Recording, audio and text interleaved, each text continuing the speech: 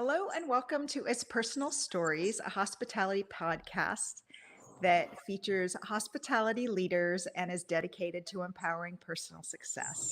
Today, I'm really pleased to have my friend Hoda Tahoun on with us.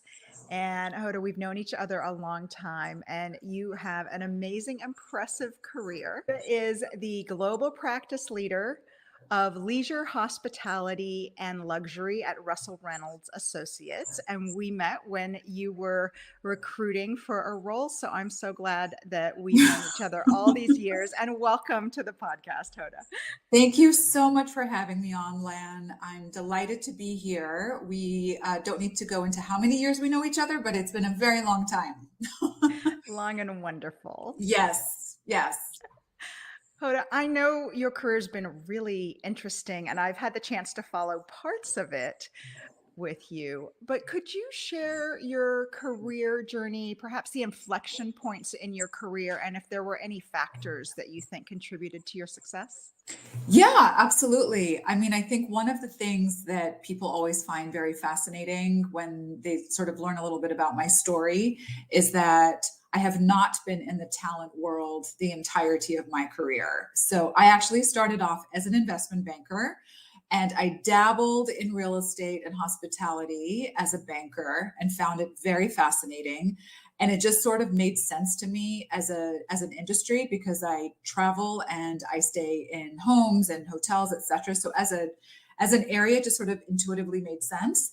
And when the financial crisis happened many years ago, I found myself at an inflection point of my career.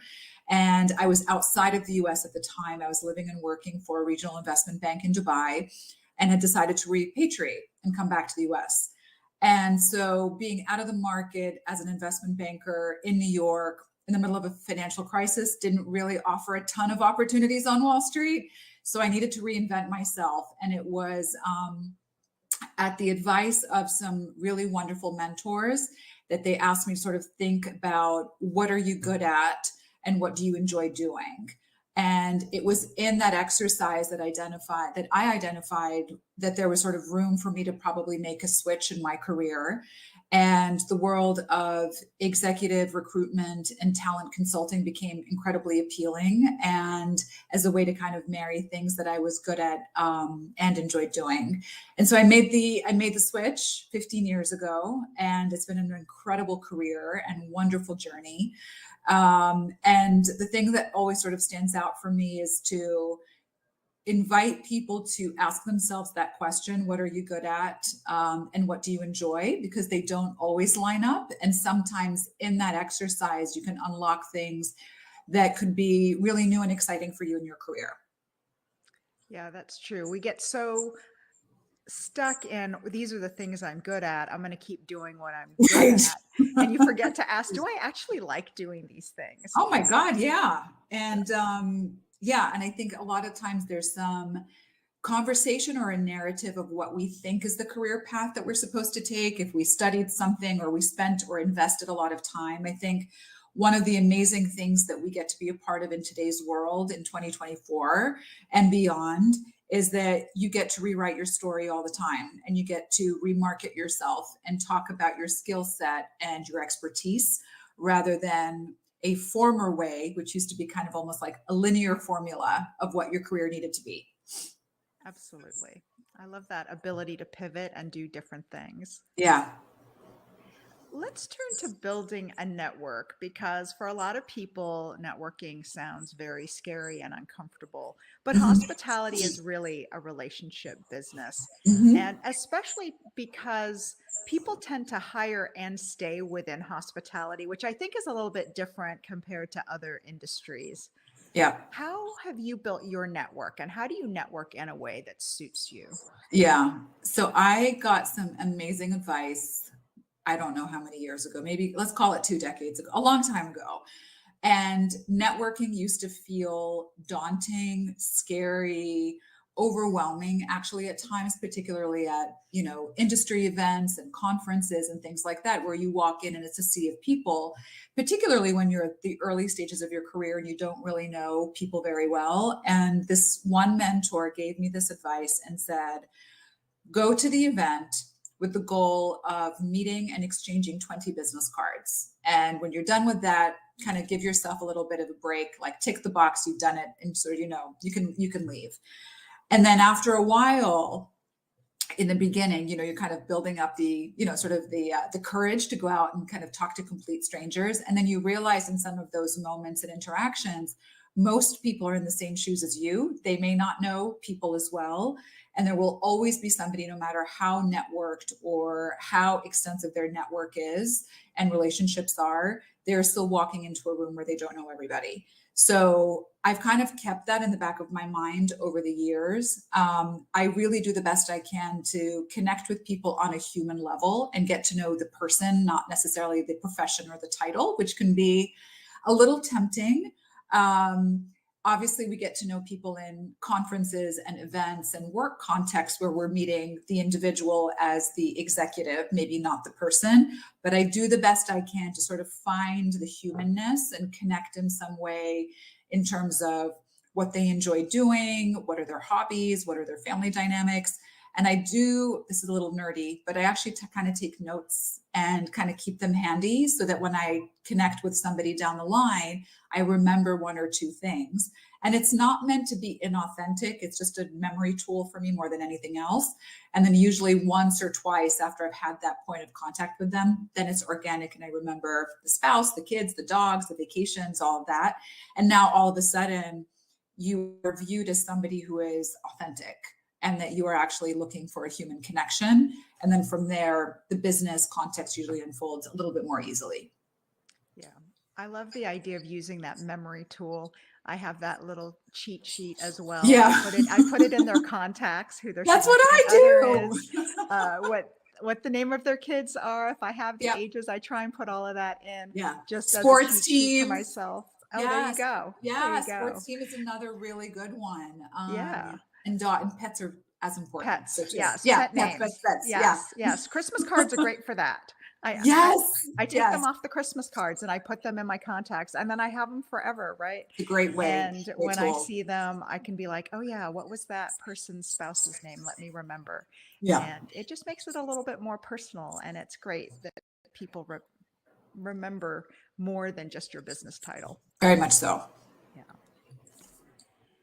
Let's turn to executive search, because I'm really curious about your thoughts, because it's evolved so much. It's evolved during the pandemic, and then it continues to evolve. For example, Amazon just called back their team 5 days a week in the office starting next year, which seemed like Armageddon.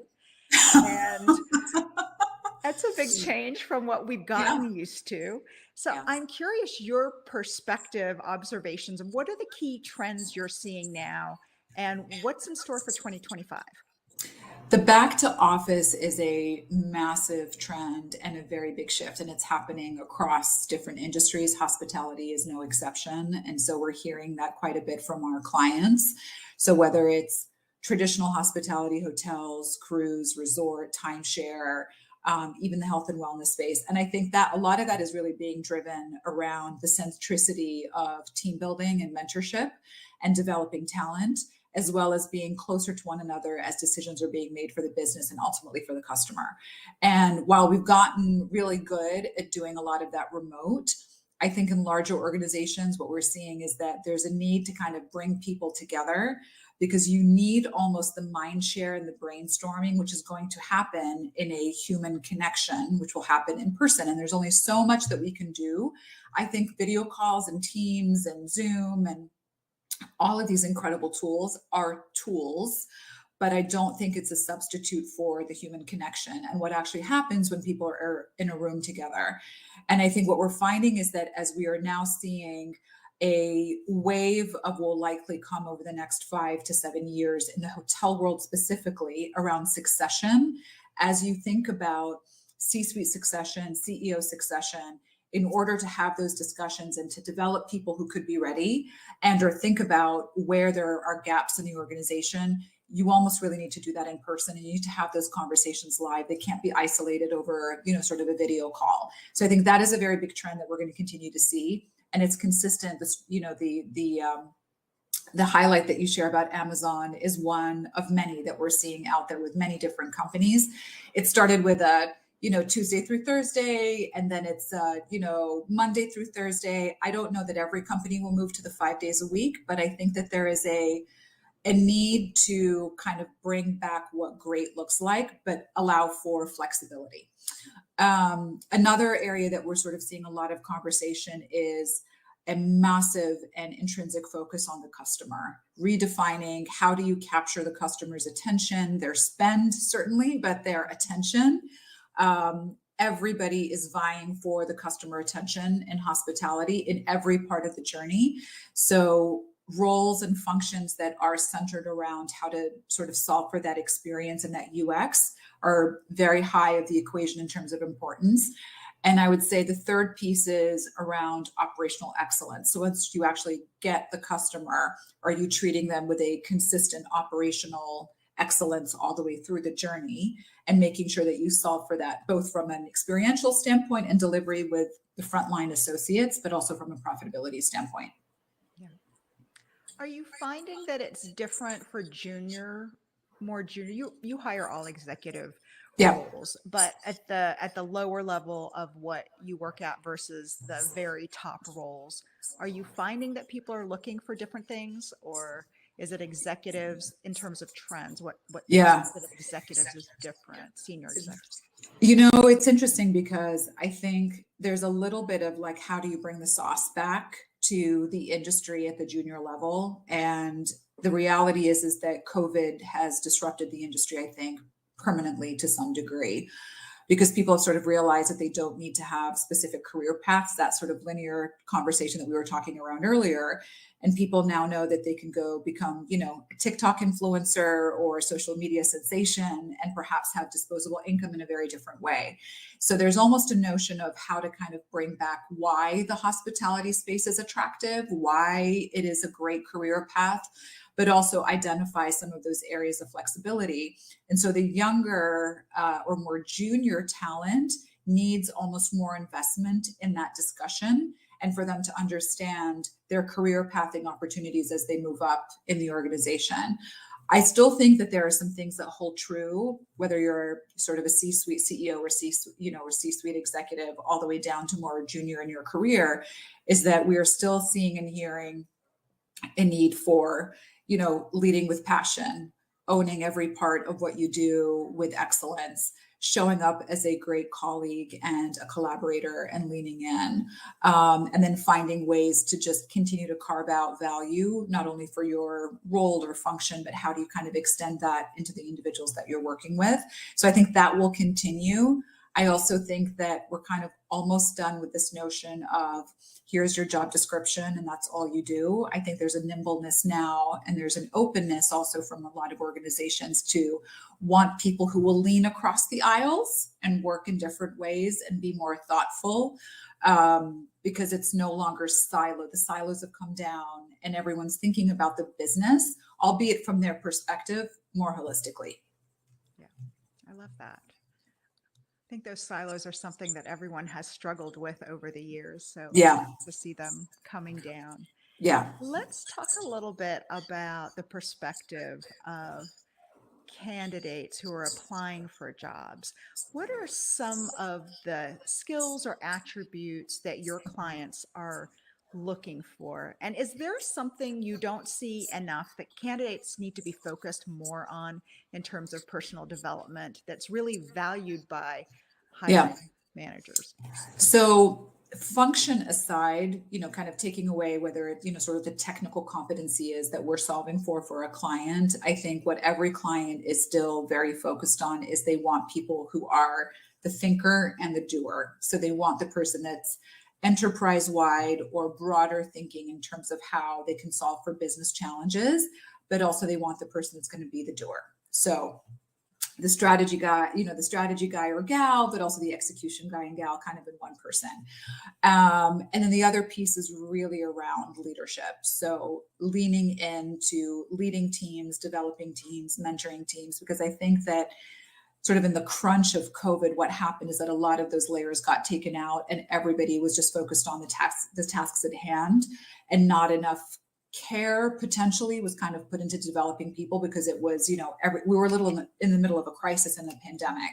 So a lot of that has come back, and a focus around excellence of leadership.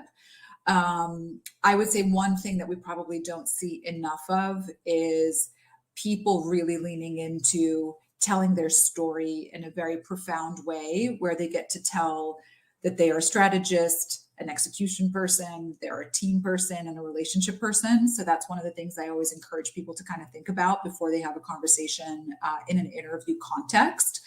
And this is going to sound maybe a little interesting. I think that there's still room for people to be more authentic and lean into whom they really are as people, not just the profession or the title. I think sometimes that doesn't really come out until multiple interviews in. And so it doesn't mean that you need to kind of overshare in early stages, but I think that there's room for a little more personability and sort of less formality and in introductory conversations to kind of really unpack who you are as a person. And then I always say this, I always tell individuals, executive and otherwise, they are interviewing the organization as much as the organization is interviewing them. So it's wise for them to ask questions that are important to them around certainly goals and, business objectives, et cetera, but also the culture, and to really be honest with oneself around whether they truly are a culture fit with what that organization stands for. And if they are, that's great. And if they aren't, it's probably, warrants a reevaluation. Yeah, absolutely.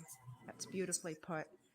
And a perfect segue into the next thing I wanted to ask you about, which is the Yeah. other side of the coin. What makes hiring leaders stand out? What are people looking for? Because top Yeah. talent remains very highly in demand. What are they looking for Yeah. when they're interviewing for roles? So it's really important up front to, really understand what a hiring leader is solving for. So yes, they're obviously solving for a specific, role that's open, and they're trying to, they're obviously trying to fill that role. But what is the backstory of why is that role open? Why is it this intersection of time that they are now solving for it in this way? Who are the individuals that this person is going to interact with the most?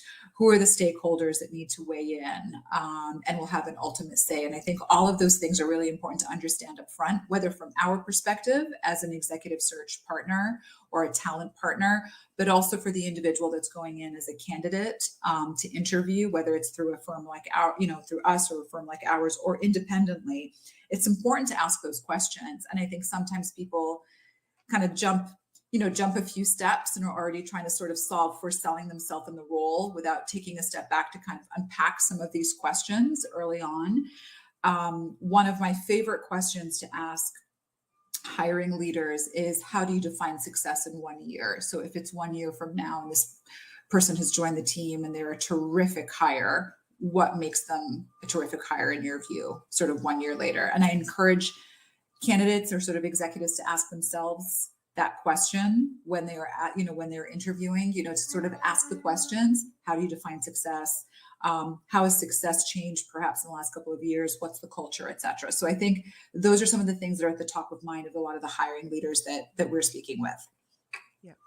Yeah. Is there anything you're finding that candidates are really drawn to right now? Culture. A lot of candidates are asking that question up front. Some of it kind of goes to that discussion that we just had around being in the office and what that means, but it goes beyond that. It's around how people will feel. Will there be a sense of belonging? What are some of the emotions that will be evoked while they're in that work environment? And ultimately, yes, it's an organization, but that organization is made up of individuals who are human beings. And so they are really leaning into, are these people that I want to partner with, work with, kind of be in the trenches with as we solve for the business objectives? Yeah, that's really interesting. You would think it was something that would have existed and been a question all along. And obviously, you can go back 20 years and read an article, and they probably told you to ask about culture, but then people Yeah. never did because they were more interested in the job and the pay and Yeah. all that other Yeah. stuff and the Yeah. name on your business card at the top. Oh, yeah. Oh, But yeah. but culture really goes towards your everyday life and how happy you're going to be at that company. Do you think it's different with different generations? Are you seeing they're leaning Mm. into it differently? I think part of it is generational, and I think part of it is also just sort of the times that we're in. So I remember when I was very early in my career, yes, I don't think I asked about corporate culture in my interviews when I was very sort of, very early days. You joined a company because of the experience of the brand that it was going to give you, the visibility and all of that. And I think that all of those things are still true today. I think as important or moving up the importance scale is culture. So yes, this is a great and iconic company, brand, etc., and reputation of leaders. But I also want to do my due diligence and sort of understand the culture piece as well. Yeah, Yeah. absolutely. Let's switch gears and talk about building high performing teams Mm-hmm. because you've built a number of them in your career, your teams that work with you, but you are also instrumental in helping your clients build high performing teams. Could you talk a bit about that? How do you approach this aspect of leadership? And is there that one thing that you're looking for when interviewing candidates? Yeah, I mean, this is a little bit of the science and the art, and a little bit of like how you make the sausage when you're sort of building a high performance team. I think it always starts with who is at the helm of that team or function or organization, because a lot of individuals are going to be attracted to join or to stay based on who is steering the ship, so to speak. So I think what we're finding today is that it's really important to sort of think about it in terms of the strategic acumen, obviously the intellect, the experience, and all of that. But people also want to be part of something. They want to feel a sense of belonging. So it doesn't just have the culture component. There's also the what is the business mission?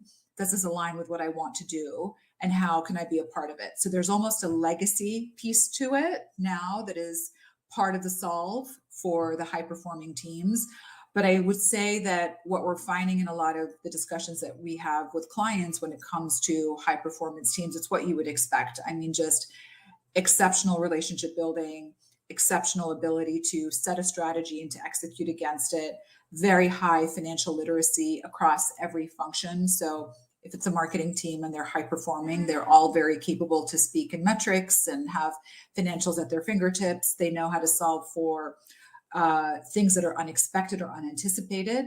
And I think that is a little bit of the world that we live in today, this notion that agility is super high. So are you able to be agile and quickly pivot, such as in a pandemic? And we saw some winners and losers kind of come out of the pandemic. I think the one winning attribute for companies that were able to be successful in the pandemic was agility. And then the second was resilience. Resilience, I would say, there's a time limit on how much pressure you can kind of put on an organization or a team or an individual in terms of pressure. And so the resilience, there's almost like a finite amount of time, and then you're going to face burnout to some degree. But the agility piece says a lot about the team and an organization. That's so interesting. Could you talk more about the agility? Because is Yeah. that more about taking on different things, being flexible? Is it about learning new things? Like, what do you define as agility? Because it could go in a lot of different It directions. could, it could. I think part of it is the, sort of fail fast and recover.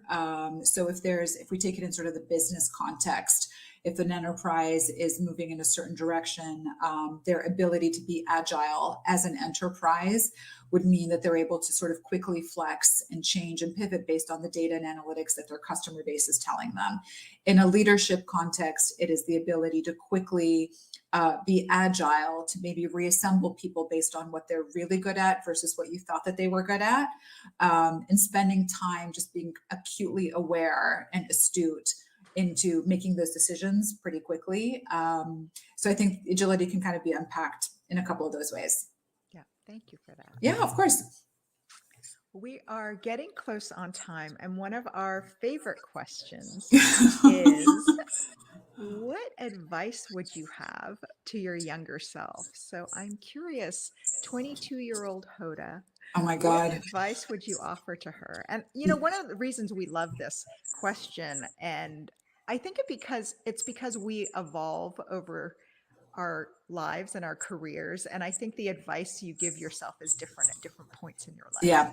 I'm Yeah. curious at this point, what would you tell yourself? Yeah, there's probably two pieces. One, and maybe this is something that some of the listeners who are women would identify with, sort of letting go this notion of perfection, which I think a lot of women grow up with when we are in our earlier years, whether it's being young girls or being in university. This notion of perfection, whereas I think a lot of times our male counterparts kind of learn to just sort of fail fast and move on. So I would give myself the advice of kind of let go of the perfection. And then the other piece I would sort of say is take a little bit more risk. I thought it was a massive risk to change careers 15 years ago. In hindsight, it's such I was so still young and early in my career that I probably could have had more risk that I could have taken. But at that time, I still sat in a very linear approach to my career. And so it felt very risky at the time to kind of pivot into the world that I live in today. But so I'd probably take a lot more risk early on, and kind of toss the towel out on perfection, because it doesn't exist. It's true. I think we do spend a lot of time, maybe even waste a lot of time on perfection, because it seems to be that 80-20 rule, Oh right? yeah. It takes so much extra time to go from great to perfect, almost the Yeah. same amount of time as it takes to get, from 0 to great. I Just know. I know. again, that I amount of time know. to get to perfect. And what I've learned is that time could probably be better spent networking internally, externally, building relationships, finding a Learning a new mentor, skill, learning a learning a new language, skill. learning Yeah, anything. Yeah, developing a mentor or a champion, very all much those so. things. Maybe perfect isn't really necessary, but Yeah. it's really hard to understand that when you are so rewarded for it in the Yeah. first part of your life when you're going to Yep. school. Yep. Right. Exactly. That's a conversation for another day. But Yeah. also Yeah. a good point. Well, Yeah. Hoda, thank you so much. You've had so much great advice that you've Thank offered and you. insight into the executive search world and specifically where it is today. Do you have one final piece of advice for our audience, keeping in mind that our podcast is dedicated to personal empowerment? What would you share with our audience who's looking to advance their careers? I would say this: learn from many, but find your own voice and be yourself. Everybody else is taken, which is a quote I heard many years ago. And I think it just rings really true. So borrow, steal different things, but kind of make it your own. That is fabulous. Wonderful, wonderful advice. Thank you so much, Thank you for Hoda, having for me. being on. Of It's always a course. pleasure to talk with you. So thank Same you. with you, Len. Thank you so much. And for our audience, if you've enjoyed this conversation with Hoda, I hope you'll go to our website. It's personalstories.com for many more wonderful industry leaders and interviews with them about their careers and their insights. Thank you.